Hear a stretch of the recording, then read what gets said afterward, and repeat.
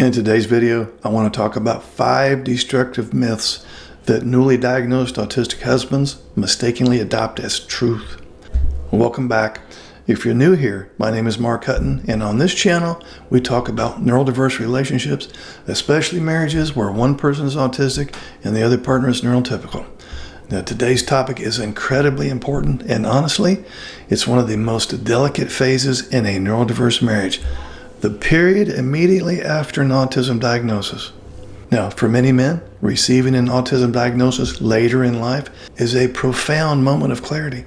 Suddenly, decades of confusion start making sense. Social exhaustion makes sense. Sensory overload makes sense. Shutdowns make sense. And that clarity can be incredibly healing. But there's also a dangerous trap that some newly diagnosed husbands fall into. Instead of using the diagnosis as a roadmap for growth, they unknowingly begin using it as a shield against change. The diagnosis becomes a justification for withdrawal, a justification for rigidity, a justification for disengaging from emotional responsibility inside the marriage. And when that happens, something very painful unfolds. The neurotypical wife doesn't experience the diagnosis as healing. She experiences it as abandonment with a medical explanation. So today we're going to talk about 5 destructive myths that newly diagnosed autistic husbands sometimes adopt as truth. And dismantling these myths is essential because neurodiversity does not remove responsibility for mutual effort in a marriage. Autism does explain behavior, but it does not excuse relational neglect. And if we can correct these myths early, we prevent patterns that otherwise harden into years of distance and resentment. Let's go. Myth number 1. Autism means I should stop trying to change. One of the most common misunderstandings after diagnosis is this belief. Okay, well, this is who I am. I'm autistic and I shouldn't have to change. Now, there is a kernel of truth inside that statement. Autistic individuals should not be forced to mask constantly. They shouldn't be shamed for sensory needs. They shouldn't be pressured into pretending to be neurotypical. But here's the critical distinction. Dropping harmful masking is healthy, but dropping relational effort is destructive.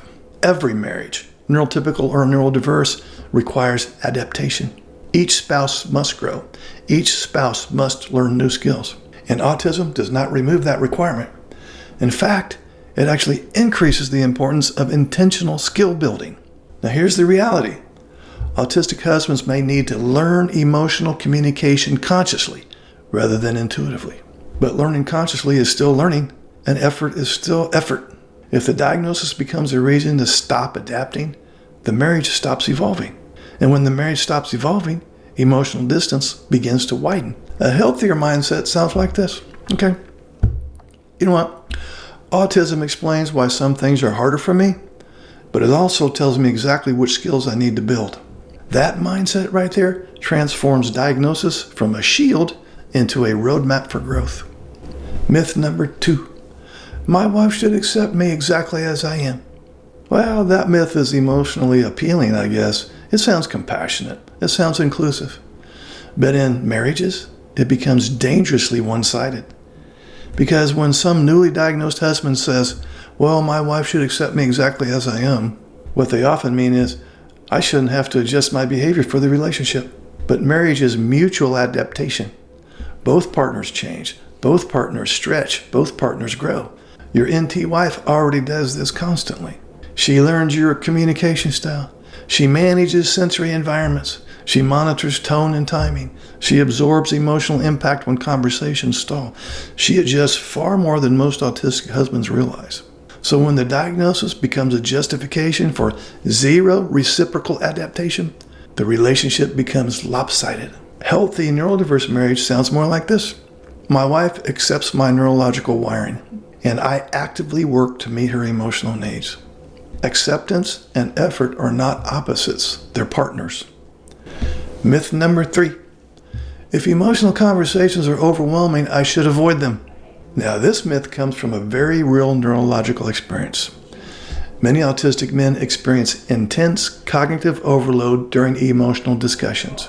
Language processing slows down, working memory becomes taxed, stress hormones rise, and shutdown becomes the brain's emergency brake. So the instinct is understandable. These conversations overwhelm me, therefore I should avoid them. But avoidance creates a devastating pattern in this neurodiverse marriage because the NT wife experiences something completely different. She doesn't experience neurological overload. She experiences emotional abandonment. And when emotional conversations repeatedly collapse into silence, distance and resentment grows quickly. The goal is not forcing immediate emotional processing. The goal is building structured processing. For example, instead of shutting down completely, you can say, I'm starting to overload. I want to continue this conversation, but I need 20 minutes or so to reset. Or you could say, I need time to think through what you just said. Can we come back to this later tonight? I'm kind of a slow processor. The key difference is this. Shut down without return equals abandonment. Pause with return equals regulation. That small difference protects intimacy. Myth number 4. Well, if I'm autistic, my wife should lower her expectations.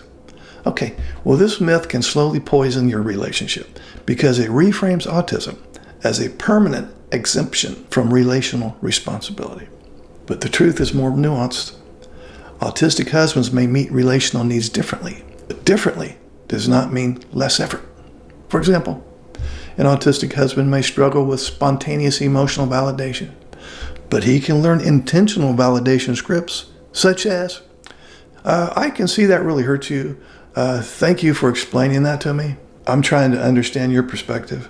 These statements may feel structured rather than spontaneous, but to the NT wife receiving them, they communicate something incredibly powerful: effort. And effort is what sustains trust. The goal is not perfection. The goal is visible commitment to growth. Myth number 5. My diagnosis explains everything wrong in our marriage. This final myth is perhaps the most dangerous because when everything becomes explained by autism, that's just the way I am. That's just what I do. That's how I'm wired. Nothing is repairable. Suddenly every relational breakdown becomes, oh, that's just my autism. But marriages are systems, not single variables. And yes, autism affects communication patterns. Yes, it affects emotional processing. But relationships are shaped by 2 nervous systems interacting. There's conflict patterns, attachment histories, stress loads, unresolved injuries. These factors all play roles. And when autism becomes the sole explanation, accountability disappears.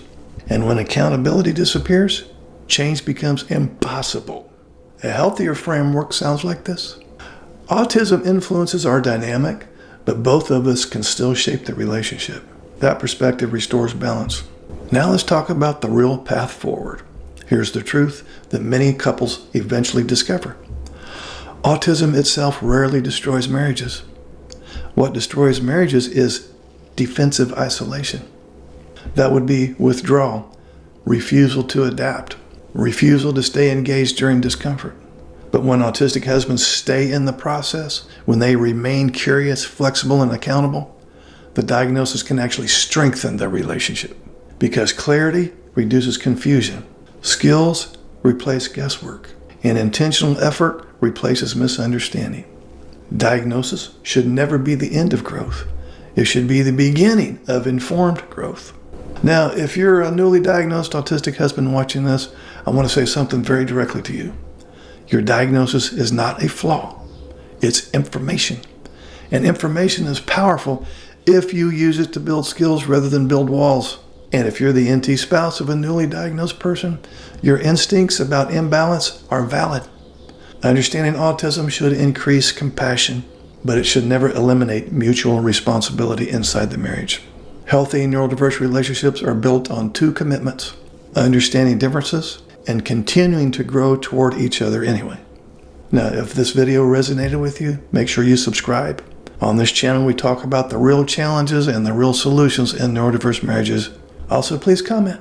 What has been your experience? I read and respond to all comments, and I'll see you in the next video. Would you like to schedule a paid private coaching session? This will be in the form of a face-to-face Zoom call. Underneath any of my videos, you'll see this Calendly link. If you click on that link, it'll open up my calendar. You can pick the available days and times that works for your schedule. You'll get a follow-up email immediately after purchasing a session that will have the Zoom link that coincides with the day and time that you picked. I will get an email too that you scheduled a session, and I will be available on that exact day and time, and we will talk. I look forward to working with you.